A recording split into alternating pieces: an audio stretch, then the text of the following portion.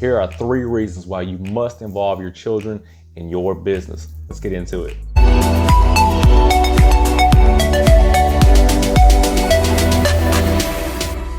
And welcome back to REI Simplified. I'm your host, Adam Johnson, where we break down complex real estate situations and scenarios for people like me and you, the beginning investor. So about a couple days ago, I went into a real estate seminar out in Phoenix, Arizona, where I was requested to come out and teach about subject 2, how we buy houses. And I did my whole presentation, had lots of people come and talk to me, but I was blown away by one individual. And that individual was a 15-year-old kid. This kid listened to the entire presentation. He waited in line to talk to me at the back of the show. And when he got up to talk to me, the kid blew me away. This young man, as I said, was 15 years old, regurgitated almost everything that I had said as far as the high points, what such and such meant, when to do certain things, legalities. The kid knew all of that and understood all the terminology. He even gave me an example of lease optioning being compared to holding stock options. And when he said that, it kind of floored me. What I'm getting at is that this young man, being brought up around business, probably part of his father's business, was ready to take the reins and ready to either take over the family business or do his own thing. Now, why is this so impressive to me? I started my business at 30 years old, and up until that point, I had zero business training. I literally did not know the difference between passive income, financial freedom, asset and liability, amongst many other basic foundational terms that every adult should know. But this young man had all that going for him, okay? So the 3 reasons I'm gonna throw at you guys why I recommend involving your children in your business, because even our kids right now, they know the difference of all those things we talked about. I just mentioned asset, liability, financial freedom, and passive income. Those are terms that me at 30 years old, I did not have grasp or understanding of those terms. Didn't know the difference, didn't know what they meant. I knew they had to do with money, and that was it. So 3 things about involving your children. Number 1 is responsibility. Your children, I recommend being part of your business, even it doesn't have to be super involved and be, taking money to the bank or doing QuickBooks for you, but have some sort of responsibility within your business. It can be going to talk to sellers. It can be making phone calls. It can be inputting information on spreadsheets, whatever the case may be, but having some sort of responsibility for them to be in and around these numbers, these terms, the everyday activities of a business, to kind of see how that works, so that when they turn 18, 19, 20, they're not starting from scratch and trying to figure out. They're not trying to find a mentor and a coach and that kind of stuff, because you, the parents, have already been grooming them for this whole time. So responsibility is a big thing.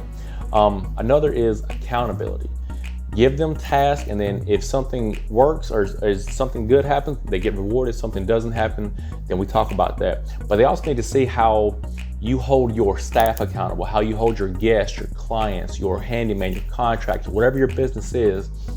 Your children should see the interactions of how you talk to them, how you interact, how you negotiate, how you overcome objections, how you deal with family problems, how you deal with children problems.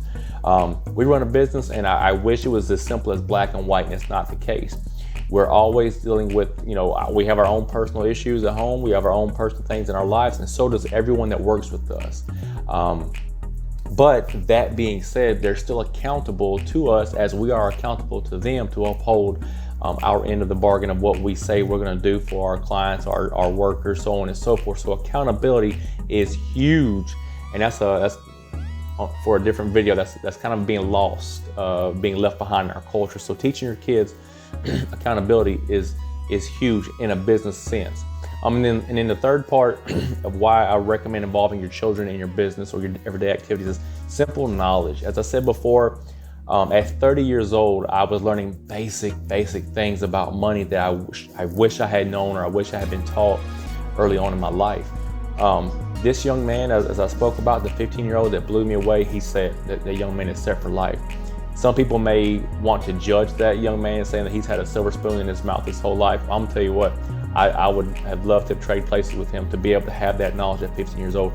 And everybody watching this, probably the same thing. We wish that we had been taught business sense, business parameters, all that kind of stuff, to work with people, to be able to provide a service, provide a product, to be able to live off that service and that product, so we're not going to work for somebody else.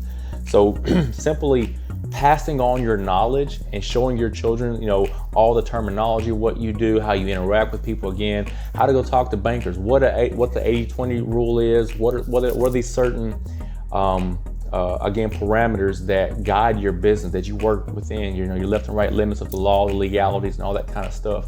Super, super duper important. So I'm not going to beat a dead horse.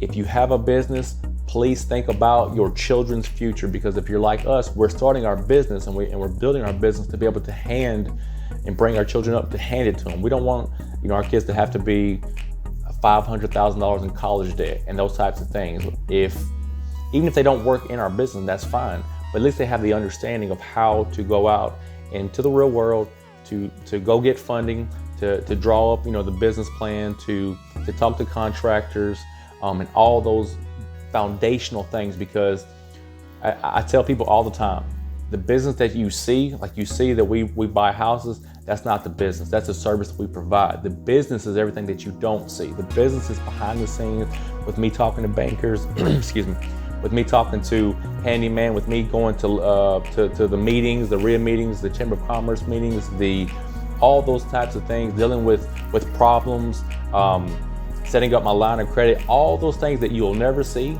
that people will never ever see of your business. That's the actual business aspect. That's what I like to teach my clients, is that what you see is a service and product.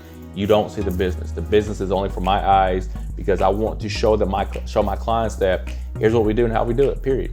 Everything else, all the any kind of problems or issues or whatever, that's for us, only for us. But your children should see that as well. They should see the hardships, because life is not all roses and that kind of stuff.